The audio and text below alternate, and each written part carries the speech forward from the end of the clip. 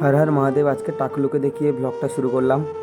এখন যাব পটাশতলাতে। এখানে এসে যখন দেখি এখানে তো প্রচুর এনিমি বসে আছে, তারপরে টিম আপ করার জন্য এগিয়ে গেলাম। আর এ আমাকে দেখে বম দেখাচ্ছে। ভগবান কি করব আমি।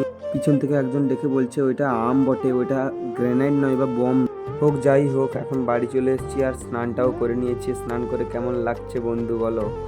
এখন তেল টেল মেখে একটু রেডি হয়ে তারপর খেতে যেতে হবে। মা অনেকক্ষণ থেকে ডাকছে, আর মা ডাকছে আমি যাব না, তা কি কোনো হয়। স্যুটটা পরে নিই, তারপর স্যুটটা পরে এখন মাথাটা ভালো করে মুছে নিতে হবে, কারণ সিরাম লাগাতে হবে তো, নাহলে কীভাবে হবে। সিরাম না লাগালে আমার চুলটা তো বড় হবে না। এখন খেতে চলে এসেছি আর মা বলছে কি খাবি, আজকে অনেকগুলো তরকারি রান্না করেছি, দেখ একের পর এক দেখাচ্ছি তোকে তরকারিগুলো, আর তুই তোর ব্লগে দেখা। তারপর দেখালাম একে একে। এই যে দেখছো, এটা হচ্ছে লাল শাকের তরকারি, এটা মাছের মাথা দিয়ে, ইলিশ মাছের। আর এইটা হচ্ছে ইলিশ মাছের ভাপা।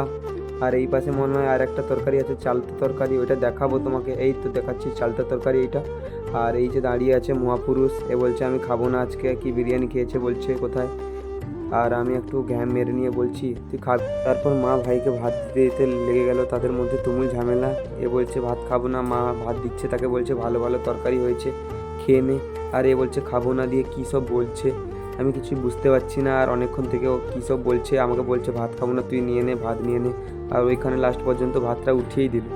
মা বলছে তরকারিটা নে তুই, সে তো খাবে না বলছে, তাকে একটা দিবে কি ওই ইলিশের একটা কি একটা দিবে, ওই খাওয়া তার প্রিয়।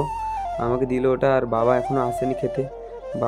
বাবা এক্ষুনি চলে আসবে খেতে। আর তারপর বাবা খেয়ে নিলে তারপর আমি যাব একটু, ওই বাইরের দিকে যাওয়ার কথা ছিল। এখন খেয়ে নিই, তারপরে তোমাদের সঙ্গে কথা বলছি। একটু খেয়ে নিলাম, তারপরে ভাইকে দেখাবো এক্ষুনি, আয় দেখো কীভাবে খাচ্ছে।